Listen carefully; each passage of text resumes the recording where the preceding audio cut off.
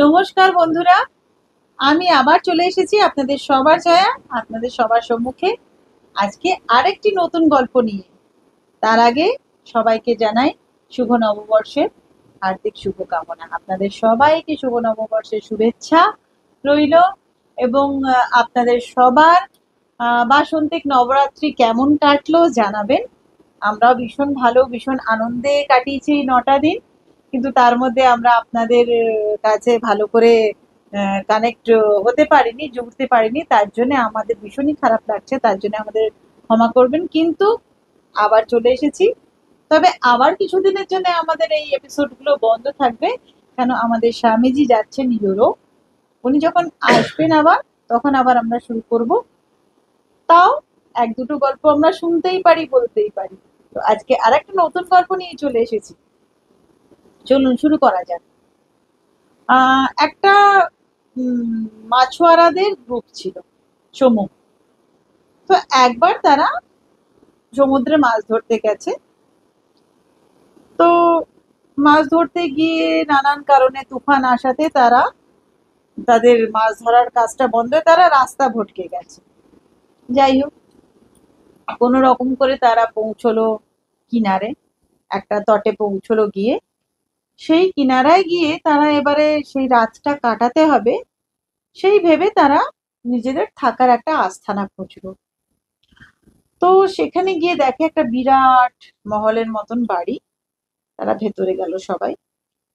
সেখানে গিয়ে তারা, যে বাড়ির যে ওনার, তাকে বলল যে আমাদের আজকে রাতটা যদি এখানে কাটাবার সুযোগ দেন তাহলে আপনার খুব মানে কৃপা হয় আমাদের উপরে। তো সেই ভদ্রলোক ভদ্রমহিলা বললেন, হ্যাঁ, কোনো ব্যাপার না, আপনারা এখানে রাত কাটাতেই পারেন, আমাদের জন্য ভালোই হবে। যথারীতি তারা সেই রাতটি ওখানে কাটালো। কিন্তু রাত্রি কাটালো নিশ্চয়ই, তবে রাত্রি কাটানোর সাথে সাথে একটি বিশেষ ওখানে পরিস্থিতি তৈরি হয়েছিল। সেটা এই হয়েছিল যে ওই যে কটি লোক ছিল মাছুয়ারারা, তাদের কিন্তু রাত্রে ঘুম আসছিল না। তাদের এত সুন্দর ব্যবস্থা ছিল, ভালো বিছানা, ভালো গদ্দা, ভালো তাদের আহ মানে সব জিনিস খুব সুন্দর ছিল। তাদের আশার অনুরূপ না, তাদের আশার একেবারে বিপরীত জিনিস ছিল। তো তাদের ঘুম আসছিল না। এটা বড় আশ্চর্য না? আপনারাও নিশ্চয়ই ভাবছেন যে এত ভালো ব্যবস্থা, একেবারে লাইক ভিআইপি ট্রিটমেন্ট, হোটেলের মতন ব্যবস্থা, তবু তাদের ঘুম আসছে না। কেন বলতে পারবেন? আমি বলে দিচ্ছি কেন। এই জন্য তাদের ঘুম আসছিল না যে তারা তাতে অভ্যস্ত ছিল না। তাদের মধ্যেকার একটি লোক তখন কি করলো জানেন? একটা অদ্ভুত কাণ্ড করলো। সে কি করলো, ছুটে চলে গেল সেই যে তাদের যে মাছের সব জিনিসপত্র রাখা ছিল, সেই জাল আর তাদের যা জিনিসপত্র, তার মধ্যে কিছুটা মাছের জল ছিল। সে গিয়ে সেই মাছের জল এনে তাদের চারিপাশে ছড়িয়ে দিল। যেই সে মাছের জিনিস জলটি এনে চারিপাশে ছড়িয়ে দিল, ব্যাস, একেবারে যেরকম পারফিউমের গন্ধ হয় সেরকম সেই মাছের গন্ধে গন্ধে তারা সবাই রাত কাটালো, ঘুমিয়ে পড়লো, অবরে ঘুমোলো। তো বন্ধুরা, ওই যে মানুষগুলো ছিল, ওদেরকে তো নতুন জায়গা, নতুন বিছানা, নতুন ভালো অ্যাটমসফিয়ার দেওয়া হলো। কিন্তু তারা কি করলো? তারা তাতে তাদের ঘুম হলো না। তারা নিজেদের সেই পুনরায় সেই পুরোনো জায়গাতেই যেতে চাইলো। মানে সেই মাছের গন্ধ, সেই নোংরা ঘর, সেই সংস্কারটাকে তারা ছাড়তে পারলো। তো এই যে সংস্কার, এটাই আমাদের আধ্যাত্মিকতার সাথে লড়াই করে, যে আমাদের পুরনো সংস্কারটাকে ছেড়ে আমরা নতুন সংস্কারের দিকে যেতে পারি কি পারি না। আর এই যেতে পারা না পারার মধ্যে, এটাতে আমাদের মার্গদর্শন করে আমাদের গুরু কিংবা ঈশ্বর। কিন্তু আমরা হয়তো সেটাকে একসেপ্ট করতে পারি না। আমরা ভাবি যে এই রাস্তাটা বলছে, না না, এই পথটা হয়তো আমাদের জন্য ঠিক না। আমরা যে ধারায় চলে এসেছি এতদিন পর্যন্ত, আমরা সেই ধারাতেই চলতে ভালোবাসি। আমরা সেটা ছাড়া কিচ্ছু বুঝতে পারি না। কিন্তু এই ধারাটাকে ছাড়ানোর জন্যে আমাদের গুরু কিংবা আমাদের ঈশ্বর আমাদের সহযোগিতা করে। আর সেই সহযোগিতাটাকে যদি আমরা একসেপ্ট করতে পারি, তাহলে আমাদের জীবনটা নতুন ভাবে তৈরি হয়। ভগবত গীতাও কিন্তু আমাদের ঠিক এই জিনিসটাই শেখায়। শ্রীকৃষ্ণ অর্জুনকে নিজের পুরনো সংস্কার ছেড়ে নতুন সংস্কারের দিকে এগোতে সাহায্য করেছিল। এবং অর্জুন কিন্তু নিজের পুরনো সংস্কারের মধ্যেই থাকার চেষ্টা করছিল বা থাকছিল, এবং শ্রীকৃষ্ণ সেই পথ দেখিয়েছিল তাকে, পুরনো সংস্কার ছাড়িয়ে তার নতুন সংস্কার দিয়ে তাকে নতুন পথ দেখিয়েছিল, এবং সেই লড়াই, সেই যুদ্ধক্ষেত্রেতে, কুরুক্ষেত্রেতে তাকে বিজয়ী করেই ছেড়েছিল। তো গুরুও আমাদেরকে সেই শিক্ষাটাই দেয়। গুরুও বলে যে তুমি নিজের পুরনো সংস্কারকে ছেড়ে নতুন সংস্কারের দিকে এগো, আর এই যে নতুন সংস্কার, এই সংস্কারটাই তোমার জীবন পথে, তোমার জীবনেতে তোমাকে শ্রেষ্ঠ করে তোলার একমাত্র রাস্তা। ভগবদ গীতা আমাদের এটাই শেখান। তো আমরা নিজেদের জীবনকে যদি ভালো করতে চাই, শ্রেষ্ঠ করতে চাই, আর আমাদের আশেপাশের সবাইকে যদি শ্রেষ্ঠ করার চেষ্টা করি, তো আমাদের এই একটাই রাস্তা, সেটা হলো গীতার পথ দেখে চলা, গীতার পথ শুনে চলা, গীতার পথকে মেনে চলা, যেটা শ্রীকৃষ্ণ বলেছেন অর্জুনের জন্য, সেই পথটাকেই আমাদেরকে বেছে নেওয়া, এবং সত্যকে কখনো ছাড়বে না। জীবনে কত কষ্ট হোক, মানে কিরকম পরিস্থিতি আসুক, সব পরিস্থিতিতে আপনি যদি নিজের জায়গায় স্থির থাকেন, সত্যতে থাকেন, অটল থাকেন, আপনাকে কেউ হেলাতে পারবে না, আমার এই কথাটাকে মেনে নেবেন। তো দর্শকেরা, আজকে আসি, আমাদের এই ভগবদ গীতা আবার শুরু হচ্ছে। এই গল্পগুলো আপনার কেমন লাগছে আপনারা নিজের কমেন্ট, নিজের শেয়ারিং বা নিজের পোস্টতে জানাবেন। আর আমি আপনাদের বলেছিলাম একদিন লাইভ আসবো, খুব শিগগিরই আমি লাইভ আসবো। আর আপনারা যারা যারা আমাকে সাপোর্ট করছেন বা আমাদের এই চ্যানেলটাকে সাপোর্ট করছেন, তাদেরকে অনেক অনেক অসংখ্য ধন্যবাদ। নমস্কার।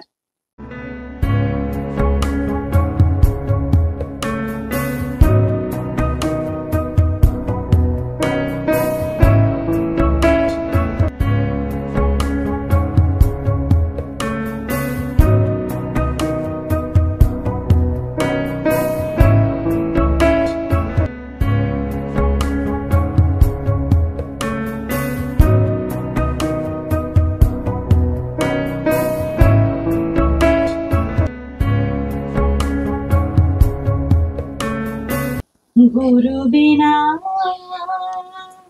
कौन मिटाए भव दुख, गुरु बिना कौन मिटाए रे। নমস্কার বন্ধুরা, আমি চলে এসেছি আপনাদের জয়া, আপনাদের সবার সম্মুখে আমাদের নতুন এপিসোড নিয়ে। আমাদের সঙ্গে রয়েছেন স্বামী প্রভুতানন্দ পুরীজি, ওনাকে জানাই স্বাগত ও প্রণাম। আমাদের নবরাত্রির পর আমরা আমাদের নতুন আবার এপিসোড শুরু করেছি, তবে কিছুদিন আমাদের এপিসোডটা বন্ধ ছিল, তার জন্য অনেকে অনেক কমেন্ট করেছেন, অনেক ফোন করে জানিয়েছেন যে আপনারা কেন বন্ধ রেখেছেন। তো নবরাত্রিরে আমাদের পুজো হয়, মা দুর্গার পুজো হয়, বাসন্তী নবরাত্রি, তো আমরা সবাই তাতে ব্যস্ত ছিলাম, মাকে নিয়ে উৎসবে মেতেছিলাম, সেই জন্য আমাদের এটা বন্ধ ছিল।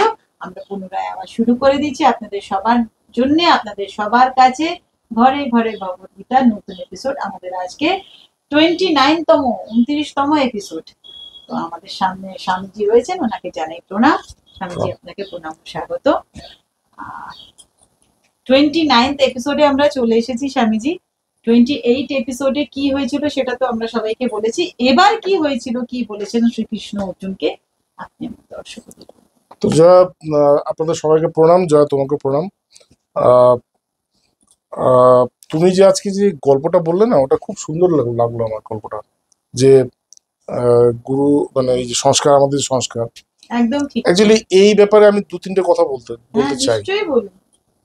যে আমাদের কিন্তু আমাদের জীবনটা হচ্ছে একটা পরিপূর্ণতা প্রাপ্ত করার একটা যাত্রা, এবং এই যাত্রার মধ্যে অনেক সময় আমাদের বাজে সময় আসে, খারাপ সময় আসে, ভালো সময় আসে, এবং এইভাবেই একটা ওয়েভের মতন, কোনো সময় খারাপ, কোনো সময় ভালো।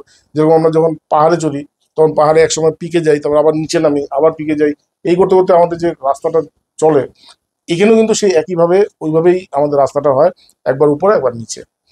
তো প্রকৃতি কিন্তু মানে এই করতে করতে আমাদের যখন আমরা যখন এইভাবে চলতে থাকি, তখন আমাদের আহ, আহ, একটা হাতে আমরা কিছু পাই জগৎ থেকে, এবং অনেক কিছু হয় যেটা আমাদের জগৎকে দিতে হয়, এবং অনেক সময় আমরা কি করি, আমরা জগৎকে সেটা দিতে পারি না। তো সেটা আমাদের একটা একটা একটা কর্জা হয়ে যায়, একটা ডেপথ হয়ে যায়, যে আমার আমার এইভাবে করে, মানে কার্মিক ডেপ বলে, যে কর্ম কর্ম করতে করতে আমার এইরকম ভাবে আমার অনেক দেনা হয়ে যায় যেটা আমি দিতে পারি না। এবং ওই কার্মিক ডেপ্থের উপরেই কিন্তু আমাদের সমস্ত সম্পর্কগুলো নির্ভর করে, মানে আমাদের যে পরিবার, আমাদের বাবা মা, আমাদের ভাই বোন, কি কার কিরকম হবে, সেটা কিন্তু সব ওই কার্মিক ডেপ থেকেই হয়। এমন না যে সব আমাদের পরিচিত ছিল বা নিজের আপন ছিল বলেই সে আমার বাবা হয়েছে বা মা হয়েছে, তা না। আমার যেরকম আমাদের যেরকম আমরা কেউ যখন ব্যাংক যখন কারো যখন ব্যাংকে অ্যাকাউন্ট থাকে, তখন তাদের একটা ইন্ডেক্স দেওয়া হয়, যে ওর স্কোর দেওয়া হয়, যে ওর ব্যাংকিং যে যে প্যাটার্নটা দেখে, ক্রেডিট কার্ড ইউজ করে দেখে তাকে একটা স্কোর দেওয়া হয়। তো ওই স্কোর দিয়ে তার, সে কিন্তু ব্যাংক যদি কোনো পলিসি নেয় তখন ওই স্কোরটা দেখে যে স্কোরটা কত। এইভাবেই আমাদেরও কিন্তু এরকম একটা স্কোর হয়, যেটাকে আমরা কার্মিক ডেপ বলি। এবং ওই স্কোরের উপরে নির্ভর করে কিন্তু আমাদের সমস্ত মানে সম্পর্কগুলো হয়। অনেক সময় আমরা দেখবো যে আমরা একটা খুব সুন্দর একটা ভালো পরিবারে আমাদের জন্ম হয়েছে, এবং আমাদের জীবনটা খুব সুখী, এবং সবাই খুব ভালো। তার মানে হচ্ছে আমাদের কার্মিক ডেপগুলো খুব মানে কম, আমরা জগৎ থেকে অনেক কম নিয়েছি, এবং যাদের মাঝখানে আছি তারাও কিন্তু জগৎকে দিয়েছে অনেক বেশি। তাই আমরা এরকম। আবার অনেক জায়গায় আছে, অনেক পরিবার আছে যেখানে পরিবারের মধ্যে খালি কলহ, কোনো মানে শান্তি নেই, আনন্দ নেই, ভালো নেই। তো ওটা ওটা মানে হচ্ছে ওখানে কার্মিক ডেপ অনেক বেশি, এবং অনেক বেশি বলেই আমার জন্মটা ওখানে হয়েছে, এবং আমি ওই পরিবেশের মধ্যে আছি। তো এইবার কি করে, এইবার ঈশ্বর আমাদেরকে একটা ইয়ে দেয়, একটা একটা একটা মানে একটা সুযোগ দেয়, আমরা যখন আমরা যেন সেখান থেকে উঠে আসতে পারি। তো সেখানে সেখানে কি হয়, সেখানে যদি আমাদের যদি বুদ্ধি যদি ঠিক থাকে, তাহলে আমরা সেখান থেকে উঠে আসতে পারি, কেননা তখন আমরা ঈশ্বরের সেই ইঙ্গিতটাকে বুঝতে পারি। আর যদি আমাদের বুদ্ধি ঠিক না থাকে, যদি আমাদের সংস্কার, যেটা জয় বললো যে আমাদের সংস্কার, আমরা যদি আমাদের পুরনো সংস্কার হিসাবে যদি আমরা যদি আমাদের জীবনটাকে চালাতে থাকি, তাহলে আমি দেখবো যে আমি কোনোদিনই ওখান থেকে উঠে আসতে পারবো না। আমার যে কার্মিক ডেপথ ওরকমই থাকবে, এবং আমি ওই পরিবেশের মধ্যেই আমি ওই থাকতে থাকবো। ওখান থেকে আমার ডেভেলপমেন্ট কোনো কিছু হবে না। তাই এই কথাটা সবসময় মনে রাখতে হবে, যে জীবন চলার পথে সব সময় দেখতে হবে যে ইঙ্গিত কোথায়, ইঙ্গিতটা কোথায়। ঈশ্বর কিন্তু ইঙ্গিত দিচ্ছেন, ঈশ্বর কিন্তু আমাকে টানার চেষ্টা করছেন, প্রকৃতি আমাকে টানার চেষ্টা করছেন, এবং আমার সামনে কিন্তু কিছু কিছু রাস্তা খুলছে। কোন রাস্তায় গেলে আমি সত্যি সত্যি আমি পূর্ণতার দিকে যাব, এটা কিন্তু আমাকে সবসময় মাথায় রাখতে হবে। স্বামীজি, ইন্টারাপ্ট করছি। এই যে একটা আপনি কথা বললেন, দর্শক বন্ধুরা নিশ্চয়ই জানতে চাইবেন, এই যে ইঙ্গিত কথাটা আপনি বললেন, আমরা কি করে বুঝবো যে ঈশ্বর কোন দিকটা আমাদের ইঙ্গিত করছে? তার কিছু সিম্বল কিছু হবে নিশ্চয়ই। যেরকম ধরো, মানে কোনো কিছু যদি তোমার কাছে অপ্রত্যাশিত ভাবে আসে, আমরা অনেক কিছু চেষ্টা করি, আমরা অনেক কিছু চেষ্টা করি, এবং অনেক কিছু চাই, যে আমার এটা চাই, ওটা চাই। একদম ঠিক তাই। কিছু কিছু জায়গাতে আমরা দেখি আমার না চাওয়াতে আমার কাছে অনেক কিছু চলে আসে, ওটাকে আমাকে ঈশ্বরের ইঙ্গিত হিসেবে দেখতে হবে। যে জিনিসটা আমি চাই না, কিন্তু সেই জিনিসটা আমার কাছে না চাওয়া হিসেবে আসছে, আমাকে সেটাকে ঈশ্বরের ইঙ্গিত বলে দেখতে হবে। তার মানে এটা হচ্ছে প্রকৃতি আমাকে দিচ্ছে, বুঝতে পেরেছো? প্রকৃতি আমাকে দিচ্ছে। যেরকম আজকে কয়েকদিন আগে আমি একটা সিনেমা দেখছিলাম, আমাদের যে ধোনির একটা জীবনী দেখাচ্ছিল। তো ধোনি কিন্তু প্রথমে ফুটবল খেলতো, ও ফুটবলে গোলকিপার হবে বলে ও ঠিক করে গেছে, কিন্তু মানে ওর কিন্তু ক্রিকেটে একটা বিরাট বড় একজন প্লেয়ার হবে, সেটা কিন্তু ওর ওর মানে ওর ডেস্টিনি, ওটা ওটা ওটা কিন্তু ও কিন্তু ফুটবল ভালোবাসে। একদিন একটা টিচার ওর কাছে এসে বললো যে তুমি এটা করো, এটা দেখবে এর থেকে বেটার তোমাকে দেবে। ওই টিচারের কথাটা সে মাধ্যম, এবং ওই টিচারের কথা সে মানলো এবং প্র্যাকটিস শুরু করলো। আজকে সে ধোনি। ওই টিচারটা কিন্তু আরো অনেকজনকে বলেছিল, তারা কিন্তু ওই টিচারটার কথা মানেনি। বুঝতে পেরেছো তো? এই হচ্ছে কথা, যে আমরা যখনই আমরা যদি দেখি যে এমন কোনো পরিস্থিতি, এমন কোনো মার্গ আমার সামনে খুলছে যেটা আমি কোনোদিন প্রত্যাশা করিনি, সেটাকে আমাকে ঈশ্বরের ইঙ্গিত বলে জানতে হবে। এবং যদি আমি সেটাকে ঈশ্বরের ইঙ্গিত বলে জানি, তাহলে আমি আমার সমস্ত কিছু দিয়ে আমি যদি ওই পথে এগিয়ে যাই, আমি দেখবো সেখানে আমি পূর্ণতার পথে আমি যাব। তো আর কিছু বলবো তুমি? না, এবার আপনি শুরু করুন। তো এই ব্যাপারে যদি আপনাদের কোনো কথা থাকে আপনি বলবেন, কেননা এই যে জগতের মধ্যে যে এই যে এই যে কর্ম এবং কার্মিক ডেপ্থ এবং এই কর্ম কিভাবে আমাদেরকে এই জগতের মধ্যে বেঁধে রাখে, এই সম্বন্ধে যদি আপনারা জানতে চান তাহলে আপনারা আমাদের লিখে জানাবেন। আমরা চেষ্টা করবো যে একটা পুরো আলাদা একটা এপিসোড তৈরি করে আমরা এই ব্যাপারে আপনাদের সাথে চর্চা করি। আর যদি আপনাদের কোনো যদি প্রশ্ন থাকে প্রশ্নগুলো করবেন, তাহলে ওই একটা দিনে আমরা এই প্রশ্ন উত্তর সেশন করে আমরা এটাকে। তো আজকে আমরা যেখান থেকে শুরু করবো, আমরা যখন লাস্ট আমাদের এপিসোডটা করেছিলাম তখন আমরা ঠিক মতন না চর্চাটা করতে পারিনি, তখন সাউন্ডটাও ঠিক ছিল না আর সময়টা অনেকটা অভাব ছিল। তো আজকে আবার ওখান থেকে শুরু করছি। অর্জুনের প্রশ্ন ছিল যে স্থিত প্রজ্ঞস্য কা ভাষা সমাধিস্থস্য কেশব স্থিতধি কিম প্রভাসেত কিমাসীত ব্রজেত কিম। ভগবান যখন তাকে যোগের কথা বললেন তখন অর্জুন ভগবানকে জিজ্ঞেস করলেন যে এই যে যুক্ত হয়ে থাকা যে পুরুষ, তাকে যে স্থিতপ্রজ্ঞ বলা হয়, এই স্থিতপ্রজ্ঞ পুরুষ, এই স্থিতপ্রজ্ঞ অবস্থাটা কি এবং সমাধি মানে কি, স্থিতাদি কিম প্রভাসেতা, এবং এই জায়গায় স্থিতপ্রজ্ঞ অবস্থায় যদি কোনো পুরুষ থাকে সে কিভাবে কথা বলে, কিমা সীতা সে কিভাবে জীবন যাপন করে, এবং ব্রজেতা কিম সে কিভাবে চলাফেরা করে বা কিভাবে ভ্রমণ করে, এই প্রশ্নটা তাকে জিজ্ঞেস করছে। এর উত্তরে ভগবান 18টি শ্লোক বলেছেন, যেটা ভগবত গীতার মানে শ্রেষ্ঠ শ্লোক বা ভগবত গীতার নির্যাস বলতে পারেন, সার বলতে পারেন। তো প্রথম যে দুটো শ্লোক, এই দুটো শ্লোককে বেস করে কিন্তু পরের শ্লোকগুলো। প্রথমে যে দুটো শ্লোক বলেছেন, প্রথমটা বলেছেন তিনি আধ্যাত্মিক from the spiritual point of view, এটা তাদের জন্য যারা তোমার আধ্যাত্মিক পথের পথিক। এবং দ্বিতীয়টা যেটা বলেছে সেটা হচ্ছে জগতের লোকের জন্য, যাদের আধ্যাত্মিকতা সেরকম বোঝে না, জানে না, যাদের আধ্যাত্মিকতা সম্বন্ধে কোনো জ্ঞান নেই, অথচ তারা জগতের মধ্যে থেকে তারা একটা বেটার পজিশন পেতে চায়, তারা একটা ভালো মানে পথে যেতে চায়, তারা এই পথটা খুঁজছে, তাদের জন্য তিনি নেক্সট শ্লোকটা বলেছেন। তো প্রথম শ্লোকটা কি ছিল? শ্লোকটা ছিল প্রজাহাতি যদা কামান সর্বান পার্থ মনোগতান আত্মন্যৈবাত্মনা তুষ্ট স্থিত প্রজ্ঞস্ত দো উচ্চতে। এর মানেটা হচ্ছে যে প্রজাহাতি যদা কামান সর্বান পার্থ মনোগতান, মনের থেকে যে কামনা উৎপন্ন হচ্ছে, আমাদের যে কামনা বাসনাগুলো সেগুলো কোথা থেকে হয়? মনের থেকে উৎপন্ন হয়, ঠিক আছে, এবং সব সময় উৎপন্ন হচ্ছে, ঠিক আছে। প্রতিটা কামনা বাসনা প্রতিটা মুহূর্তে তুমি দেখো আমাদের যে চিন্তাগুলো কেমন, আমি এখানে যাব, মানে ওটা ইচ্ছা, আমি ওটা খাবো, আমি এর সাথে এই কথাটা বলবো, প্রতিটা সময় কিন্তু যে চিন্তাগুলো হচ্ছে প্রতিটা চিন্তা কিন্তু এক একটা কামনা, কিন্তু দেখছো তো। তো চিন্তাগুলো মানে মন সবসময় কামনা তৈরি করছে, এবং এই কামনার সাথে যখনই আমি যুক্ত হচ্ছি তখনই কিন্তু আমার বন্ধন, এটাই আমার বন্ধনের কারণ, ঠিক আছে। আমি আমার যে বন্ধন মানে আমি যে জ্যোতি বা যে জ্ঞান বা জ্যোতি বা শক্তি, সে মহাশক্তি, ওর থেকে আমি আলাদা হয়ে গেলাম। যখন কেউ যদি জ্যোতির থেকে আলাদা হয়ে যায় সে অন্ধকারের দিকে চলে যাবে, যে জ্ঞান থেকে আলাদা হয়ে যায় সে অজ্ঞানে চলে যাবে, যে শক্তির থেকে আলাদা হয়ে যায় সে দুর্বল হয়ে যাবে। তো তাদের জীবনগুলো এরকম হয়ে যায়। তার মানে কামনার মধ্যে পড়া বা কামনার সাথে যুক্ত হওয়া মানেই হচ্ছে যে আমি আমার জীবনের ক্ষতি নিয়ে আসলাম কোনো না কোনো ভাবে। প্রজাহাতি মানে হচ্ছে যে যখন আমি এই কামনার থেকে আলাদা থাকতে পারি, বুঝতে পেরেছো?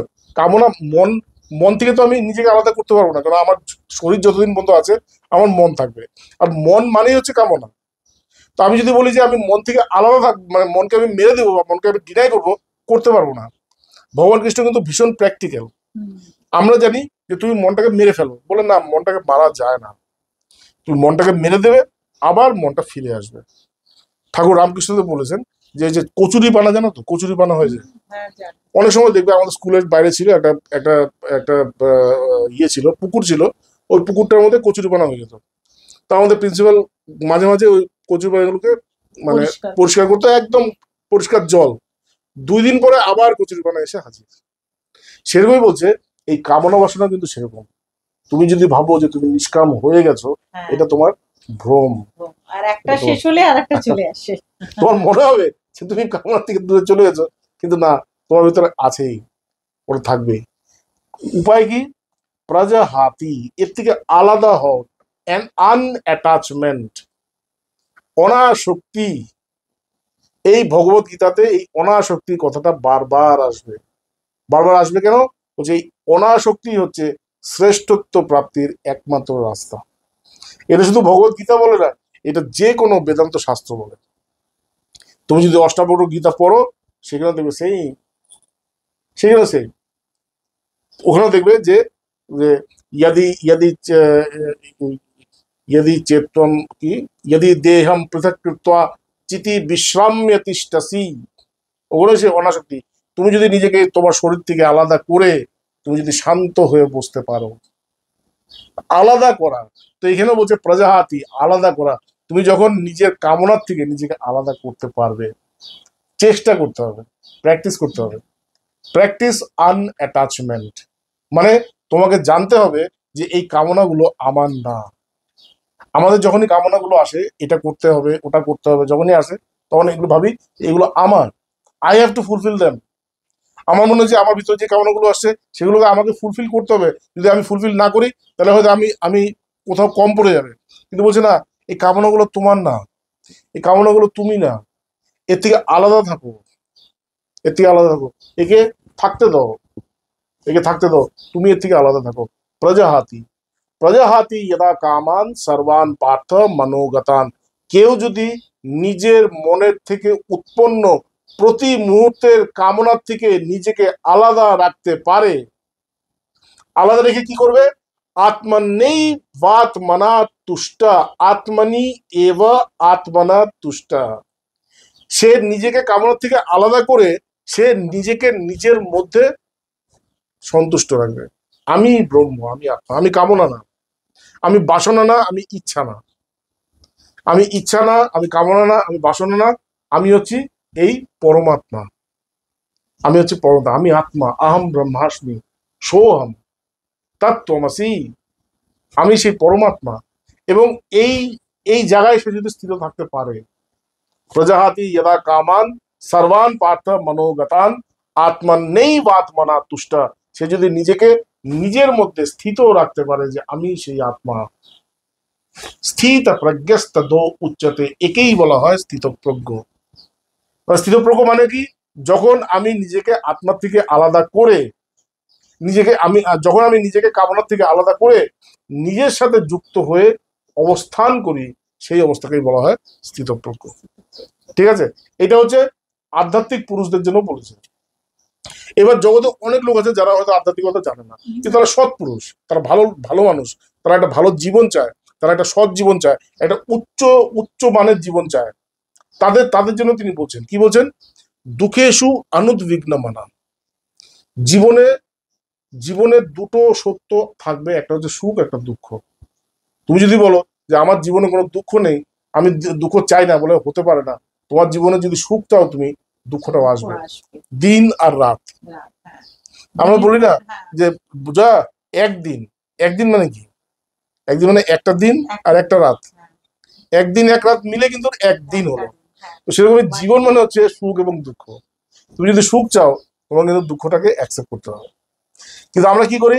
দুঃখ আসলে আমরা দুঃখের থেকে পালাই এবং ভাবি যে দুঃখটা এলো কেন, উদ্বিগ্ন হই, পালাই কেন? দুঃখটা না এলে কিন্তু সুখও আসবে না। কিন্তু দুঃখটার থেকে পালাই কেন? কেননা দুঃখ থেকে আমরা উদ্বিগ্ন হই, এংজাইটি, আমরা অ্যাংশাস হয়ে যাই। এই কি হবে? উদ্বিগ্নতা আর ভয় দুটো কিন্তু আলাদা জিনিস। ভয় মানে হচ্ছে যে আমার সামনে ইয়ে আছে, সাপ আছে, সাপকে দেখলাম এবং ভয় পেলাম, মানে ভয়ের একটা কারণ আছে, সাপ।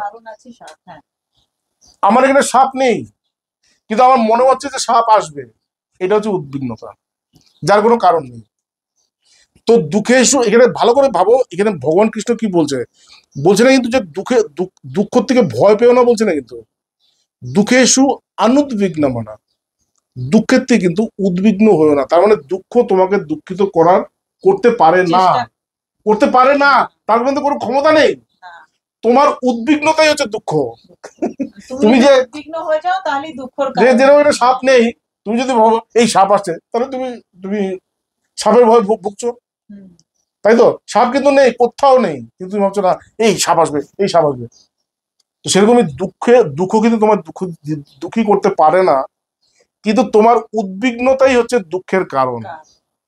দুঃখেষু অনুদ্বিগ্নমানা, দুঃখে কোনোদিন উদ্বিগ্ন হয়েও না, দুঃখকে ফেস করো, গলে লাগাও, ওকে ওকে বুকে টেনে নাও, আয় আয় দুঃখ। যেরকম সুখকে আমরা যখন বুকে টেনে নিই, সেরকম দুঃখটাকে বুকে টেনে নাও, দেখো সেখানে কোনো দুঃখ নেই, সেটাও সুখ, সেটাও সুখ, সেখানে কিন্তু দুঃখ নেই।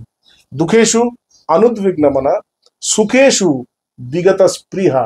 এবং সুখ আসলে কি হয়, আমরা সুখকে গলা জড়িয়ে রাখতে চাই, স্পৃহা, এটাকে কি বলে, স্পৃহা। বলে যার মধ্যে এই সুখকে গলায় জড়িয়ে রাখার মতন স্পৃহা থাকে না, যার কাছে দুঃখ এবং সুখ দুটোই একই জিনিস। বুঝতে পেরেছো? সে দুঃখেও সে উদ্বিগ্ন হয় না, এবং সুখ আসলেও সে সুখকেও জাঁকড়ে ধরে না, সে জানে যে ঠিক আছে ঠিক আছে, দিন আছে। এখন যেরকম বাইরে প্রচন্ড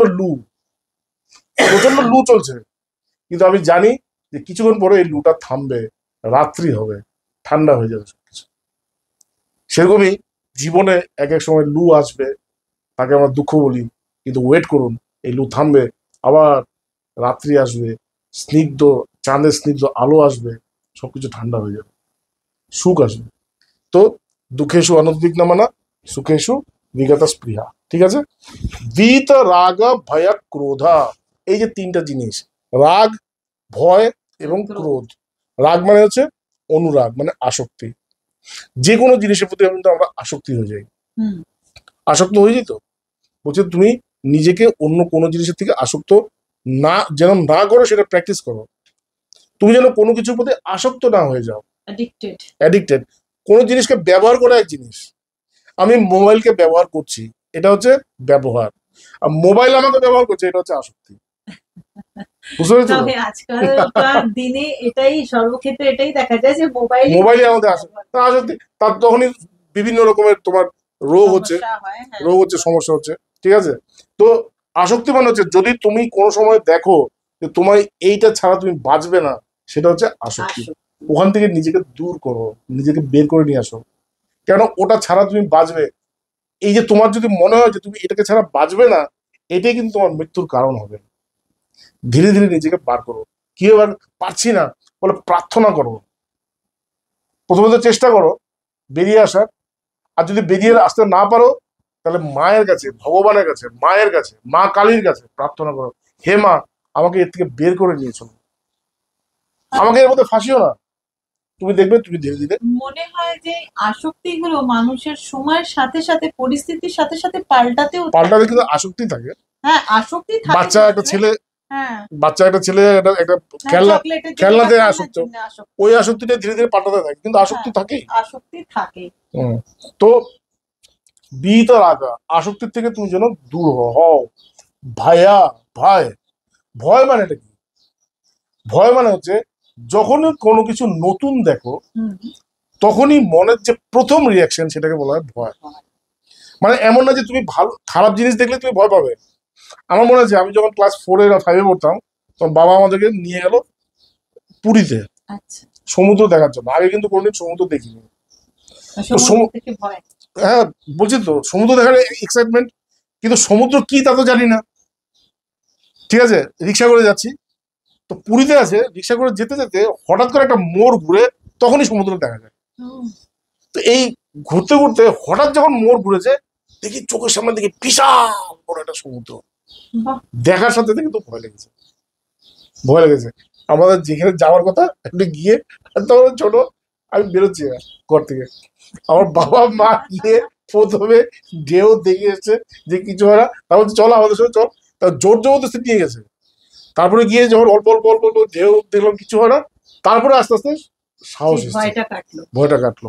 তো ভয়টা মানে হচ্ছে তুমি যদি নতুন কোনো কিছু, তুমি যদি কোনোদিন তুমি যদি কোনোদিন বিদেশে যাও, বিদেশে যে প্লেন গুলো, ওই প্লেনে উঠেও কিন্তু তোমার ভয় লাগবে। এত বড় একটা প্লেন, তুমি ওই প্লেনে উঠেও কিন্তু তোমার ভয় লাগবে। সবকিছু নতুন কোনো জিনিস যখনই তুমি দেখবে প্রথম রিয়াকশন কিন্তু ভয়, বুঝতে পেরেছো? এই জন্য আমাদের ধর্ম বলে, সনাতন ধর্মের প্রথম কথা হচ্ছে অভয়ম, ভয় পেও না কোনো কিছু, ভয় পাওয়ার কিছু নেই। এই যে ভগবত গীতাতে যখন আমরা আগে যাব তখন সেখানে আমাদের দৈবী দৈবী সম্পদ, মানে আমাদের মধ্যে দেবতাদের গুণ আছে। তো প্রথম গুণটাই হচ্ছে অভয়। অভয়ম সত্য সংশুদ্ধি জ্ঞানর যোগম ব্যবস্থিতি দানম দমশ্চ যজ্ঞশ্চ শ্রদ্ধায়স্তপ আজবম। তো প্রথম যেই গুণটা দরকার সেটা হচ্ছে অভয়। অভয়, তো ভয় পেও না। যখনই তোমাকে মন ভয় দেখায় দাঁড়াও, পালিয়ে যেও না, পালিয়ে যেও না, দাঁড়াও, সেখানে দাঁড়িয়ে দেখো, দেখবে ভয়ের কিছু নেই। তোমার সামনে যদি ভূতও থাকে না, ভূত তো ভয়ের জিনিস, তো তোমার সামনে যদি ভূতও থাকে, ভূতকেও তুমি যদি ফেস করো, তুমি দেখবে ভয় পাবে না। ভূত তোমার থেকে ভয় পেয়ে পালিয়ে যাবে, তুমি পালাবে না। এই জন্য ভয় পেও না। আবুত বীত রাগা ভয়া ক্রোধা, ক্রোধ মানে হচ্ছে, আমরা সবাই জানি ক্রোধ, ঠিক আছে? ক্রোধ মানে রাগ করা। রাগ কখন হয়? যখনই আমার মনে এই, যখনই আমার কোনো কাজটা হয় না, মনের মানে মনের যখন ইচ্ছাটা পূর্ণ হয় না, তখনই ক্রোধ হয়। আর আজকালকার দিনে আমাদের সবার মধ্যে এই জিনিসটা অনেক বেশি হয়ে গেছে। আমি আশা করবো জয়া এই কথাটা আমাকে বলছে না। তো বিতার আগা ভয়া ক্রোধা, ক্রোধ মানে যখনই তোমার মনের কোনো ইচ্ছা পূর্ণ হয় না, তখনই তোমার মধ্যে ক্রোধ হয়। তো সেই ক্রোধ থেকে নিজেকে দূর করার একমাত্র রাস্তা হচ্ছে, আমারও অনেক ক্রোধ হতো, তখন আমি কি করতাম, ক্রোধের যে রিয়াকশন টাইমটা যে ফট করে যে রেগে যায়, এখন তো রাগ দেখাই, এখন যেটা ওরা দেখে সেটা হচ্ছে আমি রাগ দেখাই, আমি রাগি না ভিতর থেকে, কিন্তু একসময় আমি রেগে যেতাম। তো এটা আমার একটা একটা প্রবলেম ছিল যে আমি ফট করে রেগে যাচ্ছি, কি করবো? তখন আমি কি করতাম, যখনই রাগার কোনো ব্যাপার হতো তখন 10 সেকেন্ড নিতাম, 10 সেকেন্ড পরে আমি রিয়াক্ট করব। এই 10 সেকেন্ড নিয়ে দেখতাম যে আমার যে রাগ, এই রাগটা দেখি জ্ঞানে পরিণত হতো, কিভাবে ওই সিচুয়েশনটা ভালো হবে, ঠিক হবে, ওই ওই বুদ্ধিটা চলে আসতো। এখন আমি যে রাগটা দেখাই সেটা তো একটা অ্যাক্টিং করে দেখাতে হয়, মানে রাগ না দেখালে ঠিক সিস্টেমটা ঠিক থাকে না বলে রাগটা দেখাতে হয়। কিন্তু একদিন আমি সত্যি সত্যি রেগে যেতাম। তো রাগটা কন্ট্রোল আমি এইভাবে করেছি যে আমি মানে 10 মিনিট 10 সেকেন্ড পরে আমি রিয়াক্ট করতাম। এই করতে করতে আমি দেখেছি ধীরে ধীরে এই রাগটা আমি কন্ট্রোল করতে পেরেছি। রাগের মধ্যে একটা প্রচন্ড এনার্জি, একটা ঊর্জা তোমার শরীর থেকে বেরিয়ে যায়। তুমি যদি এই রাগটাকে কন্ট্রোল করতে পারো, তাহলে সেই ঊর্জাটাই কিন্তু তোমার জ্ঞান হিসাবে পরিণত হয়। তুমি দেখবে তোমার ভালো লাগবে আস্তে আস্তে। এই জন্য বীত রাগা ভয়া ক্রোধা, যার যার অনুরাগ, যার যার আসক্তি, ভয় এবং ক্রোধের উপরে যে নিজেকে কন্ট্রোল করতে পেরেছে, স্থিতাধি মুনি উচ্চাতে, সেই মুনি, সেই মননশীল ব্যক্তি স্থিতপ্রজ্ঞ। তো এই আজকে আমরা এখান পর্যন্ত চর্চা করছি। নেক্সট কালকে আমরা আবার একটা এপিসোড করব, এবং পরশুদিন আমি 24 তারিখে আমি যাবো এখান থেকে। আশা করি 23 তারিখ পর্যন্ত আমরা 3টে এপিসোড করতে পারবো। নিশ্চয়ই চেষ্টা করবো স্বামীজি। তো দর্শক বন্ধুরা, আপনারা দেখলেন কি এই ঘরে ঘরে ভগবত গীতার এই যে এপিসোড গুলো আপনারা শুনছেন, তার মধ্যে কিন্তু আপনাদের দৈনন্দিন জীবনের এক একটা করে টিপসও আপনাদের দিচ্ছে স্বামীজি। যেরকম আজকে ক্রোধ, ক্রোধ থেকে কি করে আপনারা মুক্তি পাবেন তার জন্য একটা কিন্তু খুব ভালো আপনাকে টিপস দেওয়া হলো, যে যখন আপনি খুব রেগে যাবেন তখন 10 সেকেন্ড নিজেকে কন্ট্রোল করার চেষ্টা করবেন। কেন আজকালকার সময়তে কারোর কাছে সময় নেই। আজকালকার সময়তে সবাই শর্ট টেম্পার, সবাই কারোর কথাটাকে সহ্য করতে পারে না নিজের কথা ছাড়া। এই যে ইগো, এই যে ইগোটা যেটা, এটাকেই দমন করতে হবে। তো এটার জন্য স্বামীজি বললেন 10 সেকেন্ড আপনারা নিজেদের রাগটাকে কন্ট্রোল করবেন। দেখবেন ওই যে 10 সেকেন্ডটাই আপনারা ধীরে ধীরে ধীরে ধীরে 10 মিনিট পর্যন্ত আপনি রিয়াক্ট করবেন না রাগটাকে। যদি আপনার যদি রাগ হয় তো তো এই একটা ভালো এটা আমিও আমার জীবনে অ্যাপ্লাই করব, আপনারাও নিশ্চয়ই করবেন। তো আজকে আমরা নিজেদের এখানেই শেষ করছি এপিসোড। নতুন এপিসোড নিয়ে আবার উপস্থিত হব। আজ আসি, নমস্কার।